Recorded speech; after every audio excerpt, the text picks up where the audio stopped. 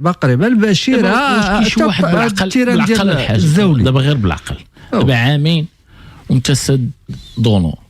وقلتي غادي نصيب صيبتي وقاديتي وقيامه باش في الاخر تلعبوا فيه 10 الماتشات تحل هذه 3 شهور ولا 4 شهور تقول لنا حق الواد لا راه عاود يتسد ارضيه الملعب شو الحماق هذا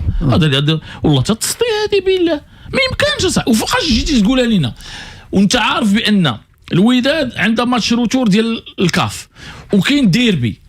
ديال الرجاء والوداد واش لعبوا هاد 2 ماتشات وقول لنا ديك الساعه نسدوه ماشي مشكل. لا الرجاء والوداد غيستقبلوا ماتش ولا 2 ماتشات في العربي الزاولي دوزها تقول واحد كاع راه كاينه